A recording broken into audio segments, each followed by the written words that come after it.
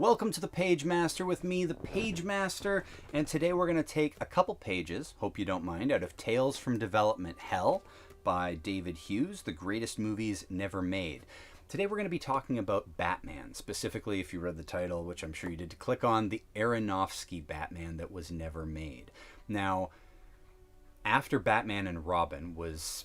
I don't know that it was a commercial failure, like I think it made money, but we all know it's a disaster of a movie unless you're laughing at it.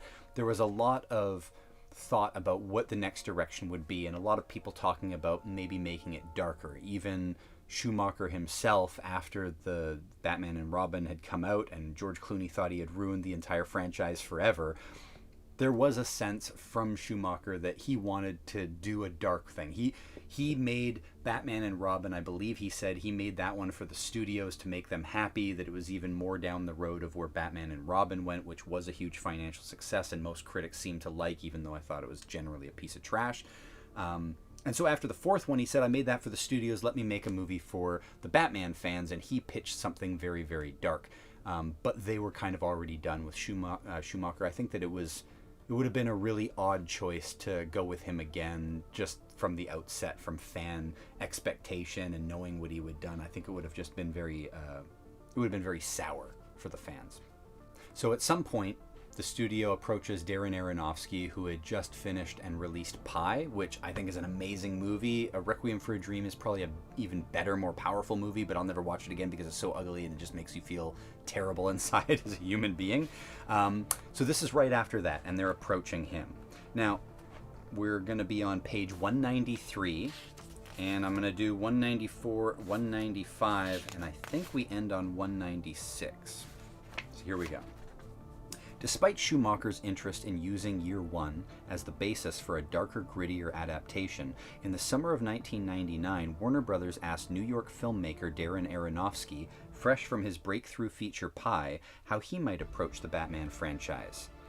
Quote, I told them I'd cast Clint Eastwood as the Dark Knight and shoot it in Tokyo, doubling for Gotham City, he says. Only half joking. That got their attention. Whether inspired or undeterred, the studio was brave enough to open a dialogue with the avowed Bat fan who became interested in the idea of an adaptation of Year One. Quote, the Batman franchise had just gone more and more towards the TV show, so it became tongue-in-cheek, a grand farce. Camp, says Aronofsky. I pitched the complete opposite, which was totally bring it back to the streets raw, trying to set it in a kind of real reality. No stages, no sets, shooting it all in inner cities across America, creating a very real feeling. My pitch was Death Wish or The French Connection meets Batman. In Year One, Gordon was kind of like Serpico, and Batman was kind of like Travis Bickle, he adds, referring to police corruption whistleblower Frank Serpico, played by Al Pacino in the eponymous 1973 film, and Robert De Niro's vigilante in Martin Scorsese's Taxi Driver. Aronofsky had already noted how Frank Miller's acclaimed Sin City series had influenced his first film, Pi. In addition, the director already had a good working relationship with the writer-artist since they had collaborated on an unproduced feature film adaptation of Miller's earlier graphic novel, Ronin. Our take was to infuse the Batman movie franchise with a dose of reality, Aronofsky says. We tried to ask the eternal question, what does it take for a real man to put on tights and fight crime? The studio was intrigued enough to commission a screenplay, in which Aronofsky and Miller took a great many liberties, not only with Year One comic book, but with Batman mythology in general. For a start, the script strips Bruce Wayne of his status as heir apparent to the Wayne Industries billions, proposing instead that the young Bruce is found in the street after his parents' murder and taken in by Big Al, who runs an auto repair shop with his son, Little Al.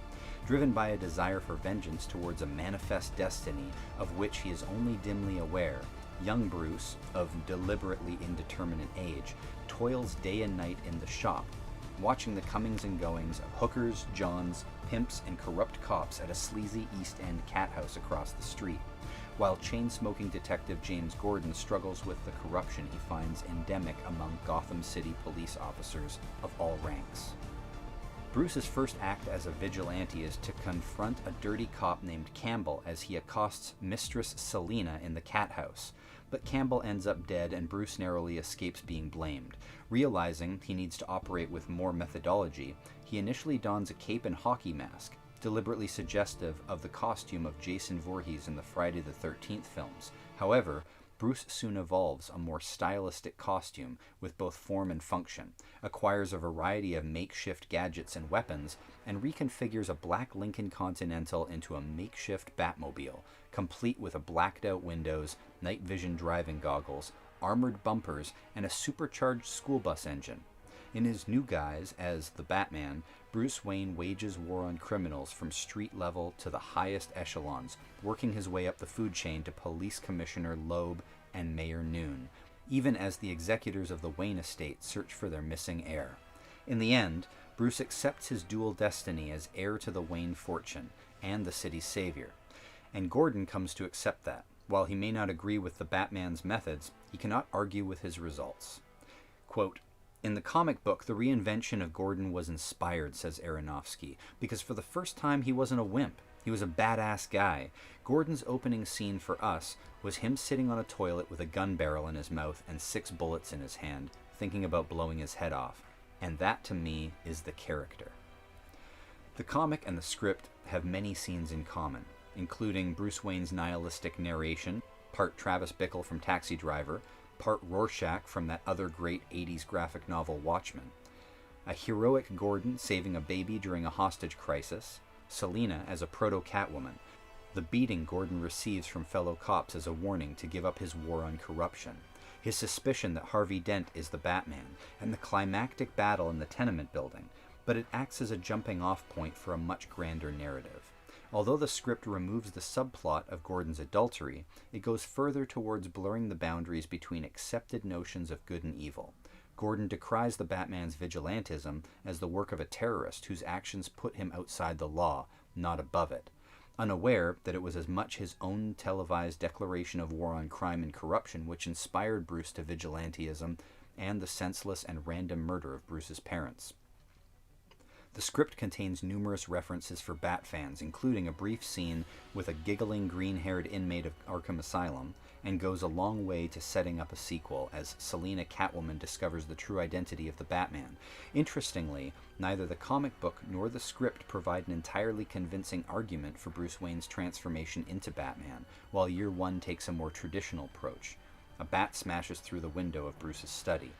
The script has Bruce take inspiration from the bat-shaped mark produced by his signet ring, shades of Lee Falk's superhero The Phantom, which leads the tabloids to dub him the Batman.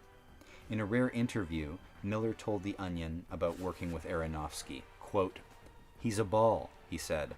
"Ideas just pour out of his ears. We tend to have a lot of fun together. It's funny because in many ways I think I'm the lighter one of the team and I'm not used to that." Although he would not talk about the content of the film, quote, "because I think Warner Brothers would have somebody beat me up," end quote, he observed that asking the screenwriter what a movie would be like is like asking a doorman whether a building is going to be condemned. Nevertheless, Aronofsky believes that his and Miller's approach would have made Tim Burton's Batman look like a cartoon. Quote, "I think Tim did it very well," he says, "especially on his second film, which I think is the masterpiece of the series. But it's not reality.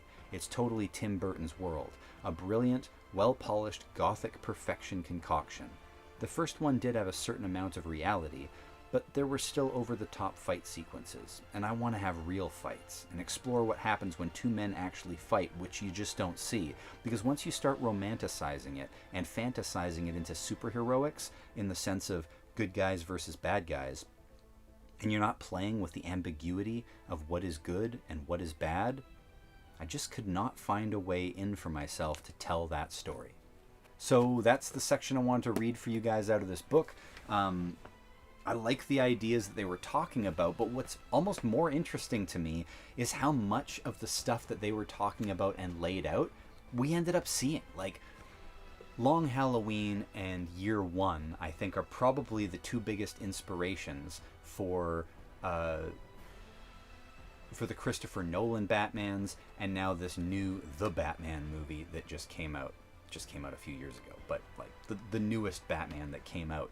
And there's a lot of that. I think the way they describe the Batmobile as sort of a retrofitted car and more realistic rather than the Tim Burton or the Tumbler, which are, sort of beyond what not human beings, but a regular person could kind of access and modify for their purposes.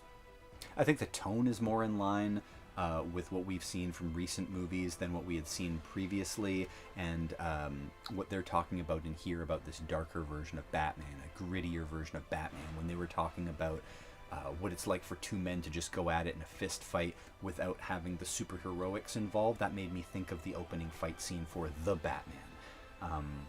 But yeah, tell me what you think. Let me know in the comments. Hit the follow, hit the like, hit the whatevers. I don't have to tell you to do it. You could just do it, and then I wouldn't have to, whatever. But I appreciate it. And I'll see you guys next week.